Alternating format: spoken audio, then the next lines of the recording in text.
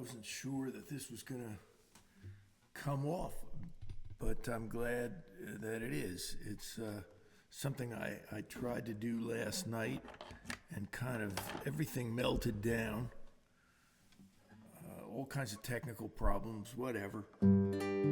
It's all good. But I just mention it because these things are not just rolling off of a log, pick up a guitar and do a couple of songs types of moments for me. I spend many hours in preparation for these, and that doesn't even include the time I spend writing the songs.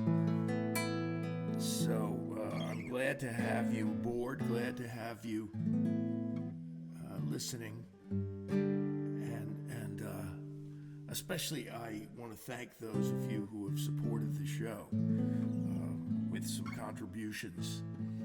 I especially think of Marty on this occasion, Bob Zaleski, Michael Cohen, Melinda Rigney and her husband Lloyd, and Mark, my old high school buddy. And there are others, and I want to thank you for it. It keeps the show going. This is a song I wrote about a year and a half ago. I guess I'll have to read it. I might have done it once here, but it's time to do it again. It's called Mirage. I met an old man who told me a story. He'd been out in the desert, dying of thirst. He crawled to a pool he thought would save him, but when he got there, he found out the worst. It was just a mirage, it was just an illusion. It wasn't real, yeah, just a shadow of blue. It was here like a dream, then gone in a moment,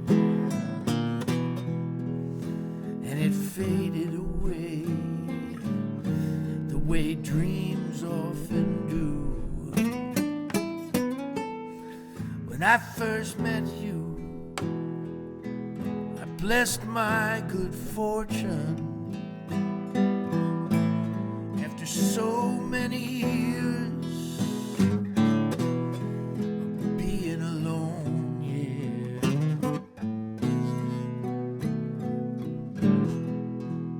I felt like someone had thrown me a lifeline, but my hopes were misplaced, and I sank like a stone. It was just a mirage, it was just an illusion. It wasn't real, just a shadow of blue. It was here like a dream, then gone in a moment, and it faded away the way dreams often do. Watch out for the sleight of hand. It's not real, it's a deception.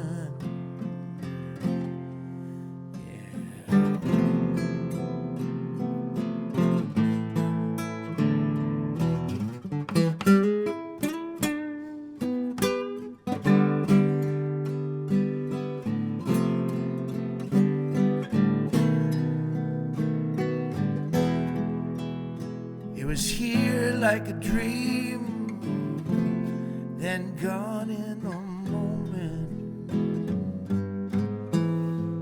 and it faded away, the way dreams often do. It was just a rush. It was just a rush.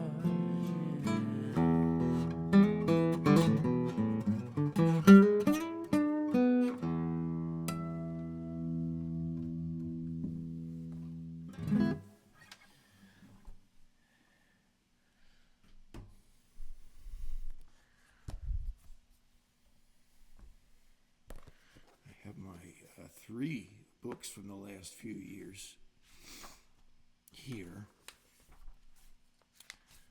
And if you've ever made a record, and I have some friends who not only have made records but continue to make them. One of them I'm going to feature here on the show by Bob Zaleski, who I call Doc.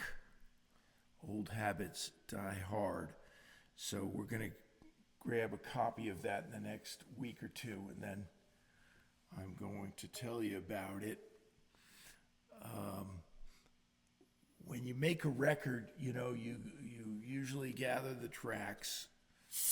When we started out, it was 8. Then by the time I was 25, it went to 24 tracks. And we thought that was luxurious.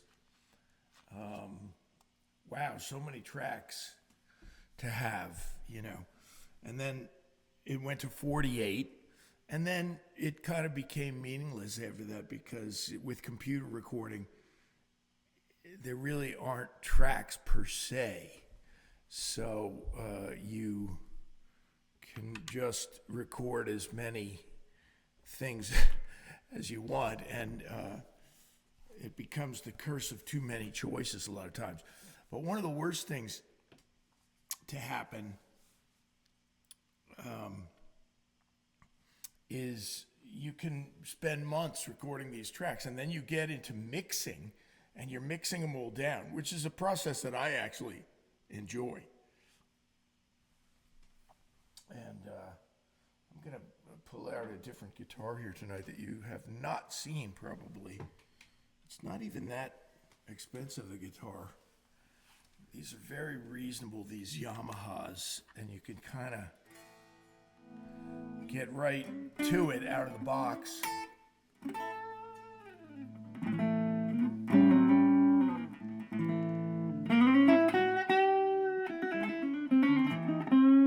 So I was looking over my old book, and after I practiced Mirage, I got to thinking about this song that I had written about a year ago. And it's a blues, like I've written a lot of blues, and something came over me.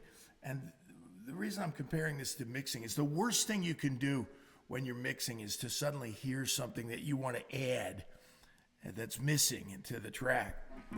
And right before doing a show like this, the worst thing that can happen, it's not the worst, there's lots of worse things in the world, but a shaky ground type of thing is when you're rehearsing a song and you suddenly want to change the whole song.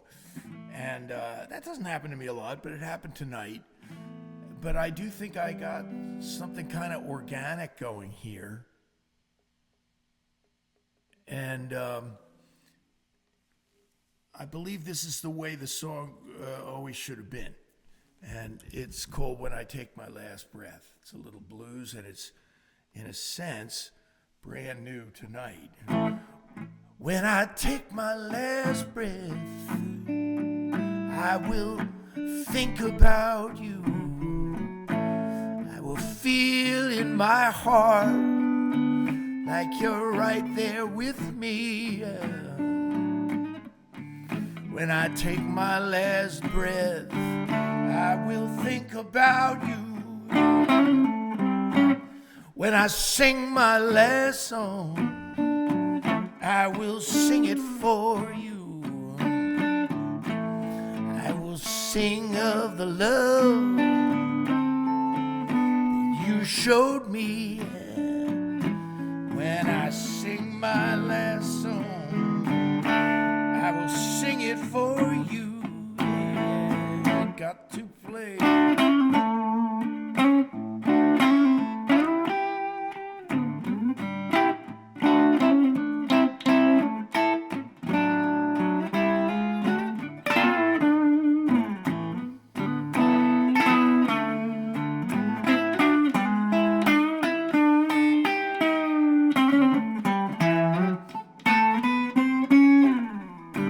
When I shed my last tear, I won't cry out of sorrow. I'll break down with the joy that I felt when we met. When I shed my last tear, I will see you.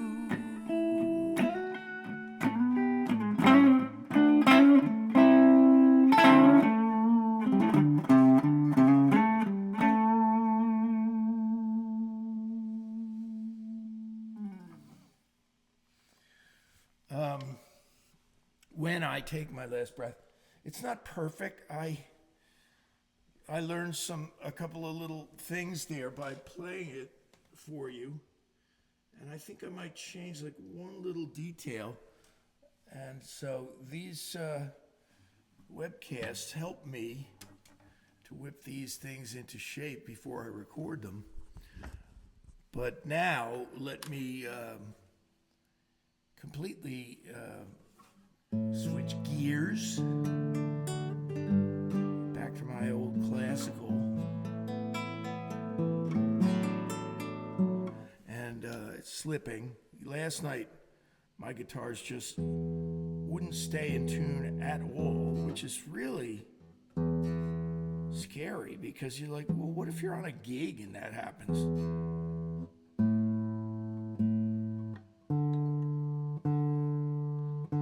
I wanted to dash them to the ground.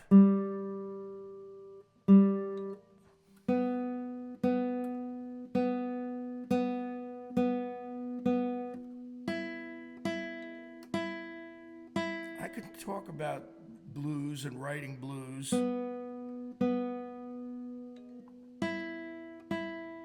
And I'd sure have a lot to say if I did. I don't want to go too far into it out of respect to you. Well, one thing is I've learned is that if you write a blues and you apply the parameters of good songwriting to it, it's a lot of times not going to work out. I hope you understand what I mean, but maybe you don't. But let me give you an example. I think Joni Mitchell's one of the greatest songwriters who ever lived, and she's never going to write a blues. She doesn't know how, basically. Even if she wanted to, I don't think she'd be able to, because she would apply writerly elements to it. And a blues is almost like a song or a style that it needs to sound as if you just made it up on the spot.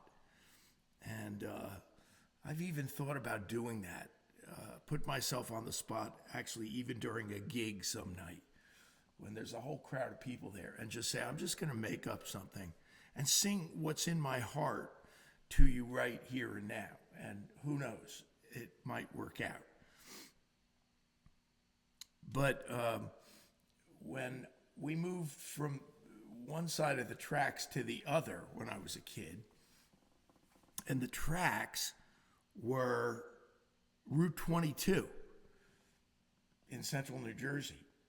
They served the purpose of the old railroad tracks in legend and in song. And we were moving on up a little bit Not really. We were still lower middle class for all intents and purposes. But my mom worked at my father's job, and she had the luxury of occasionally hiring a cleaning lady. So it certainly didn't reflect on us being rolling in dough. But we had a number of different cleaning ladies that came. I got to know all of them. I liked all of them. And a lot of times I drove them home, which would be down on the west side of Plainfield. Well, one was Jamaican. I loved her. I think her name was Mary. And she was especially nice. But my favorite, and this has got something to do with my gig tonight here, it's not just idle wool gathering. My favorite was this woman named Lottie Bell Relford. And Lottie Bell would come in and immediately take her wig off and hang it on the hat rack. To her, it was a hairy hat. So she just took it off, hung it up, and she always had an unfiltered cigarette dangling from her mouth. I couldn't remember what her brand was, but it wasn't a Camel and it wasn't a Lucky. They were longer than that, so maybe a Chesterfield. And there'd be ashes falling, but nobody cared because she would immediately vacuum them up. But the reason I'm mentioning her tonight is that from the first moment she walked into the door, and she used to come and hear me play guitar and just stand there listening for a minute or two, not out of laziness or trying to avoid work. She would just stand there and listen. And the most precious thing she said to me when I was a teenager was, "You got to get yourself on that Mike Douglas show." And that was such a compliment to me. She thought I was good enough to be on the Mike Douglas show, which was out of Philly, and it was on every day after school around 4 o'clock. Anyway, I said, okay, I'll try. But Lottie Bell used to sing under her breath the entire time she was working. But here's the thing. She was just singing no songs. She was just tapping into that long mystical song, that mysterious song that people sing when they're working. And it was a spiritual song. And I would listen, and she'd be singing, "Oh Lord, oh Lord, Lord, oh Jesus, oh Jesus." Cigarette dangling, vacuuming, constant, all day long, singing. It's moving for me to even remember it. I did lose track of her, sadly, but I think I sold her son. Her son was a musician, and I sold him a used bass that I had. Well, I have this plan, and I'm going to stick with it. I did two bluesy things, but I want to do this song that I wrote many years ago now. I never have recorded it, and it's had all kinds of professional reactions from people over the years. So I have this whole compendium of people that I've played it for. David Spinoza heard it and liked it. He heard it up close in our apartment, and he's a very astute judge of material, and he gave me some advice about it. The folk singer John Gorka, who became a national story, and especially in the 90s, he kind of broke out and made some big records, and big in the folk world anyway. And he heard it one night when I played it at Godfrey Daniels in Bethlehem, Pennsylvania, and he complimented me on it. So I thought, oh, I'm really there with this song. And I've never gotten it recorded, but a lot of times I don't even send songs to people, but I sent this song to Kenny Rankin, after I opened for him, and then I interviewed him. Sorry, I'm messing around with this here. And Kenny was a plain-spoken bloke, and he did me the service and honor of listening to it, which a lot of people who had stature like his wouldn't even do. But he listened to it, and he just gave me like a one-sentence rejection. He said, "It's not for me." So I'm like fine with that. You don't have to keep wondering about it. Anyway, here's the song. It's a breezy kind of description of a place far away, but actually also close. And it's called My Little Corner of the World. It goes like this. The sun shines bright on my getaway, like the golden light, yeah, up in old Monterey. Every day is a holiday up in my little corner of the world.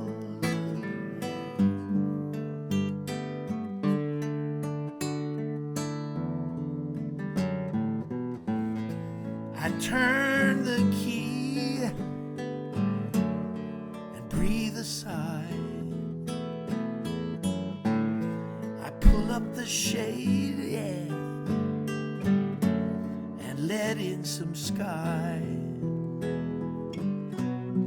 The wind whispers a lullaby up in my little corner of the world. Here, it's like I'm safe in the arms of an old friend. I tell it over and over again. It's the rainbow's end.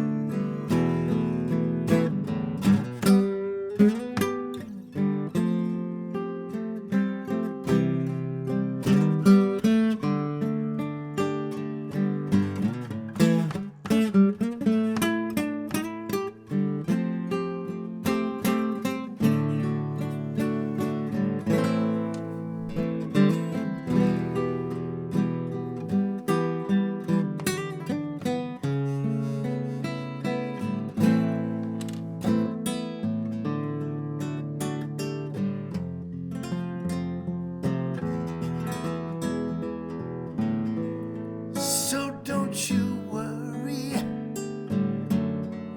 about where I've been. Don't you notify my next of kin. Just ring the bell and I'll let you in into my little corner of the world. Yeah. My little corner of the world.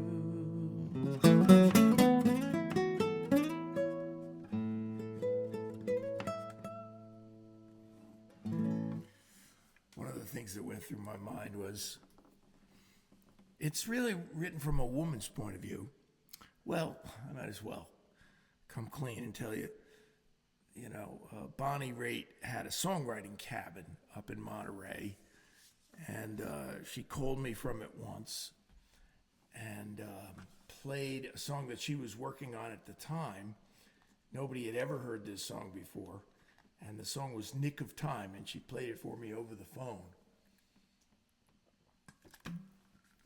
And so that little songwriting retreat that she had when she lived in LA has now become her full-time residence. So she's redone it, upgraded it several times over the years, and now it's where she lives. And so I thought of it as being from a woman's point of view.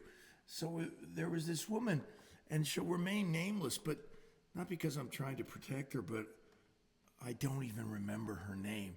And she signed to a major label. And she was in the folk group of people that in Philly I knew, and we would see each other at the Gene Shea show and places like that. And this lady was, I don't think she was pretentious, and I don't want to be mean after the fact, but I sent her, or I asked her if I could send her the demo of the song, and she was just suddenly dripping with, disdain.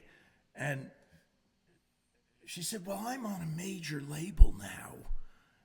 This is after I had been on a major label 20 years earlier. And I said, okay, sis, you're on a major label. Well, good luck with that. Well, the upshot is she never did anything. You've never heard from her again. She made one album for Geffen or whatever and disappeared. They had their hand, and Geffen was trying to sign a couple of folk acts because they thought that folk music might explode again, but this lady did nothing. And she didn't even give me the chance to approach her with the song. So this is the way it usually works out. It's not usually like Kenny Rankin was, who said, yeah, go ahead and send it to me. He gave me his address out in San Francisco. I got to get to this song that my friend Bob, who I mentioned, has an album coming out. He added his 2 cents to it, and that can work out sometimes and sometimes not. And in this case, it worked out beautifully for me because he was right about something. I debuted this song last show, and it wasn't ready. But, again, these things are like a work in progress, and I think it's there now. And I did a lot of detail work on it this week, especially changing something about the lyric that Bob had suggested. So let me play it for you again in its new version. And it's called If Loneliness Were Gold. Let me see if I can remember it now. If loneliness were gold, I would be a king. I'd buy the pyramids and ocean and Saturn's 7th ring, and this empty room I hide in wouldn't be so cold.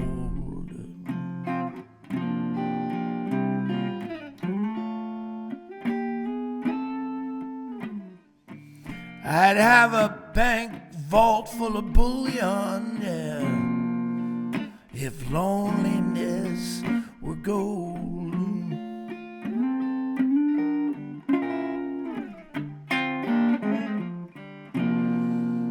If loneliness were gold, yeah, I'd own all I survey. It would stretch out far before me, like the dawning of the day.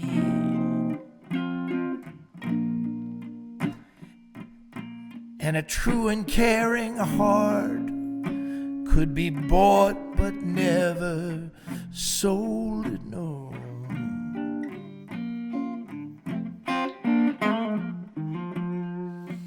I might crown you as my queen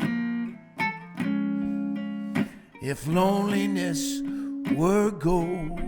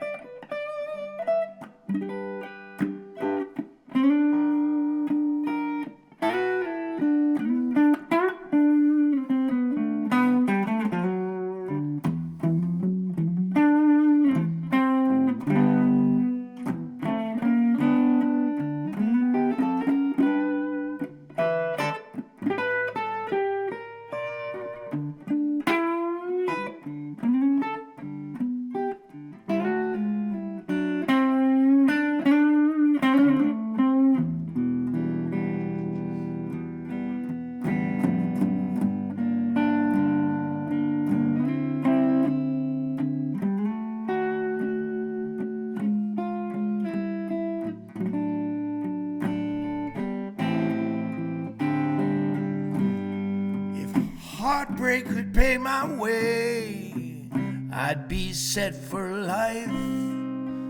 I wouldn't be laid low by all the sorrow and the strife. No, I'd be the richest man in history.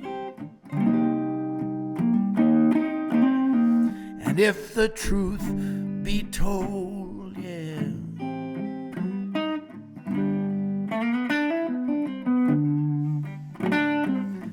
I might crown you as my queen if loneliness were gold. Yeah.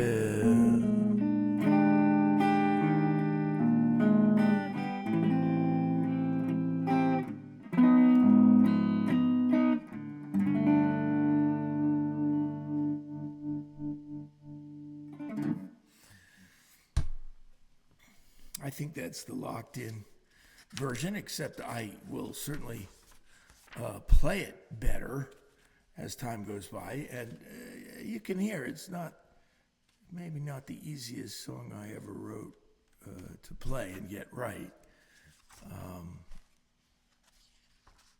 It's chordy, but it's organic. Now, I played 3 or 4 songs in a row here that all had the same kind of breezy feel, breezy bluesy feel. So let me shift gears in this regard, because I want to have some songs in my repertoire that groove a little bit differently. And so this is one. This is a groove known among musicians really as the Bo Diddley groove. And there's something really strange and funny about it. It's one of the most infectious grooves that a human being has ever invented. And I used to have a song with my band, the Stingers, called She's So Modern, that was in this groove. And I remember one night starting the song, and you start it, and it's like this.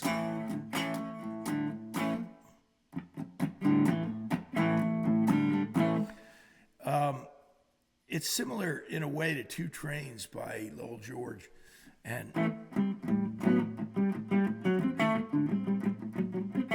it's not a similar beat, but it's similar in the sense that people scream and jump up on the dance floor when they hear it, and then the dance floor will be empty within 30 seconds because nobody can dance to this beat. Isn't that strange that one of the most infectious beats ever? And everybody looks like Elaine Bennis on the Seinfeld show. Remember how she danced? This is called Two Truths and a Lie. It's about that dumb little party game that people have invented. And it goes like this. I went to a party and I played this game. It was a combination of hip and lame. You try to fool people into saying something strange. Two truths and a lie is the name of this game. Told them I love the Beatles and UFOs in the sky. And I told them we would be lovers till the day that we die. I painted a picture and added the frame. And that was the night I lost you and that dumb game. Two truths and a lie. I do love the Beatles, and I have seen 3 UFOs in the sky. I swallowed hard and told them I loved you, and that's how I lost 2 truths and a lie.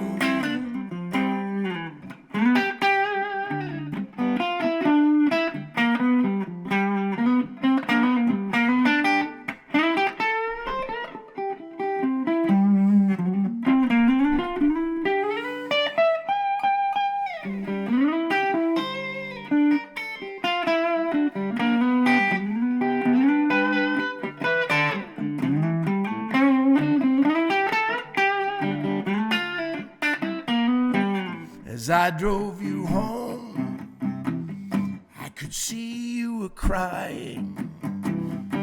I offered to walk you to your daddy's door, but when I saw him look out of the living room window, I decided I can't play this game anymore. No, 2 truths and a lie. I do love the Beatles, and I have seen 3 UFOs in the sky. I swallowed hard and told them I loved you. That's how I lost 2 truths and a lie. And that's how I lost 2 truths and a lie.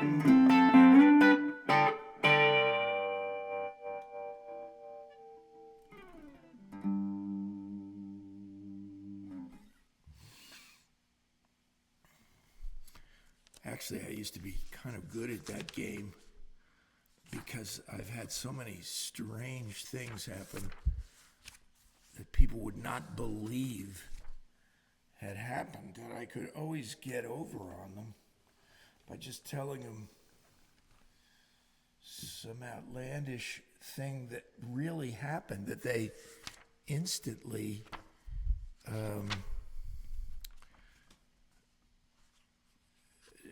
would write off as a lie.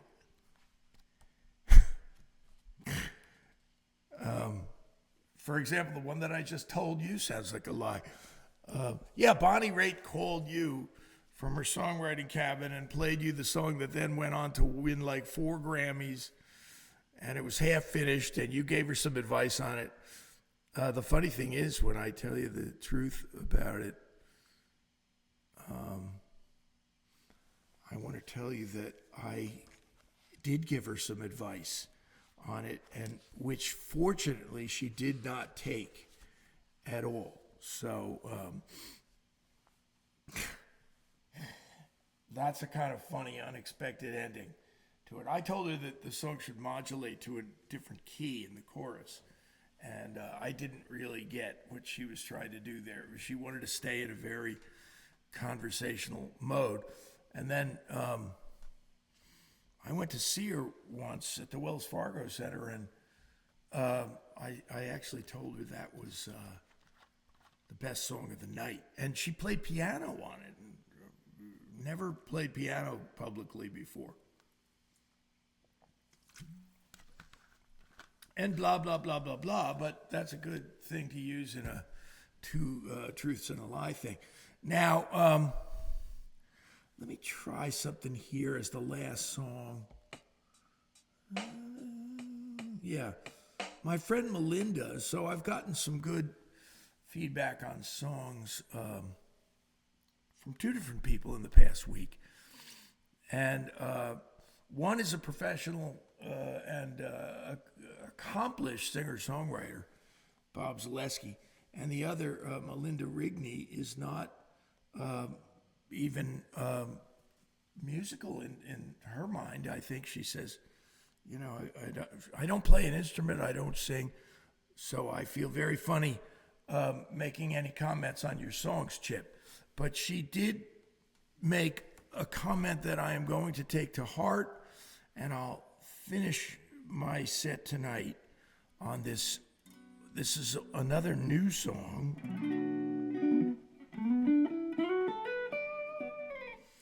And she just suggested that I adjust the tempo so that I'll tell you, so that it doesn't remain a mystery. But let me see if I can zero in on this with my little drum machine tonight. Yeah. That's almost perfect. So I had been playing it draggier than that. Here it is. Sometimes I feel so alone, with thanks to Melinda. I could be walking down Broadway or a bright country road, surrounded by the colors of the day, or meeting up with strangers, hanging out with friends when the blues will suddenly take me away. And sometimes I feel so alone, and my heart will turn as heavy as a stone. I'm missing someone or something I can never call my own. No, sometimes I feel so alone. It's a mournful sound the doves make in the early morning gray, and I'm inclined to listen to them cry. They'll never know how lonely they can make me feel, and I will never understand why. That sometimes I feel all alone, and my heart can feel heavy as a stone. I'm missing someone or something I can never call my own. Sometimes I feel all alone.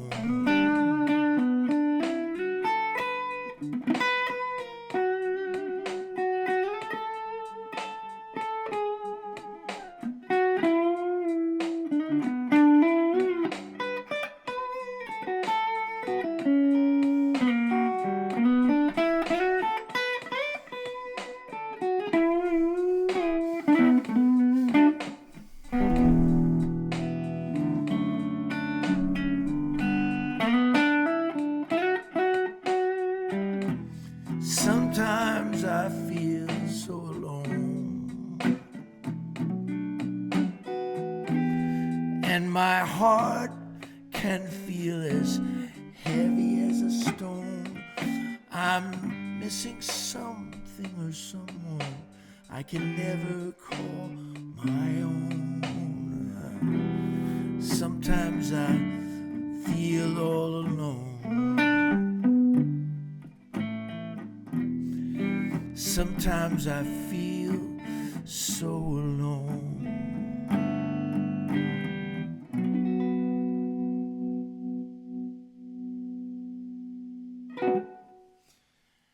Well, thank you. Thank you for listening. Thanks for the suggestions. Thanks for the contributions. They're greatly appreciated. And quick get well to Marty. And have an enjoyable week, and I will look forward to seeing you next time.